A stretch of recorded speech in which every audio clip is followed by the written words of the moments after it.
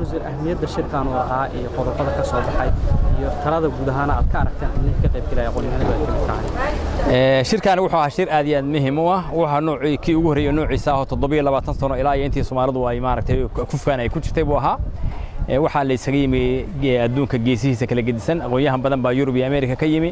barakacyaal badan ayaa qaxooti ayaa waxay ka kala yimaadeen dalalka dariska ah oo Kenya iyo Ethiopia iyo Djibouti iyo Uganda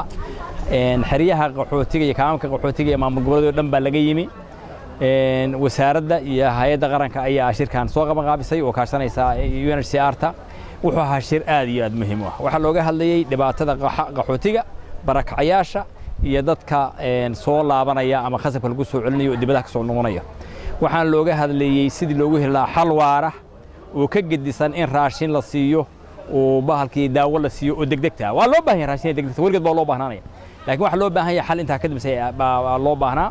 waxa kale oo arrintan waxa la iska weydiinayay ra'iisul wasaarahan hadda hadalkiisa waa maqlayseen maanta aynu hadlayno dadkeen waa qaxaya kuwii wax bartay oo dhalinyarada ahaa oo jaamacadaha ka baxay oo waliba meelaha degan ee Soomaaliya joogay baa qaxaya haddaan marka nabad buuxda dalkan loo helin haddaan amni sugan la helin oo qofku noloshiisa ku aamini karo ku kalsoonaan karo hadduusan helin dal lagu aamini karo shaqo laga heli karo oo nolol laga samayn karo haddii aan adeeg bulsho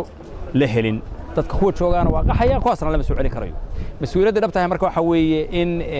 la sameeyo Soomaaliya dadkeedu ku kalsoon yihiin nabad ku yihiin adeegna ka heli karto laakiin inta taa laga shaqeynayo la wado waxa muhiim ah dadka iyaguna dhirtu hoostooda jooga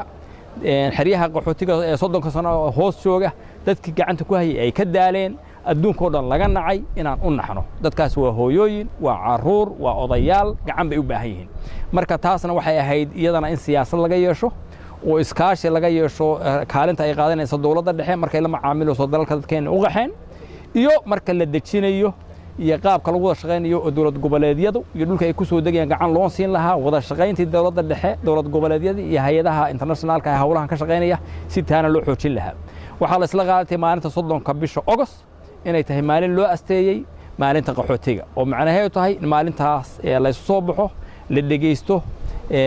maaragtay la xasuusto arinta laga shaqeeyo marka shirkan waxaan oran karaa wuxuu ahaa shir muhiim ah wuxuu ahaa shir taariikhi ah wuxuu ahaa shir loo baahnaa soo sadaaxay laakiin dhibaato joogta oo wali socota oo dadkeena qaarna sii qaxayaan qaarna soo qaxayaan qaarna geedkooda hoos joogaan in la maaragtay la wajaho waxa marka waxaan filayaa in wax fiican ka soo baxan waa mahadsantii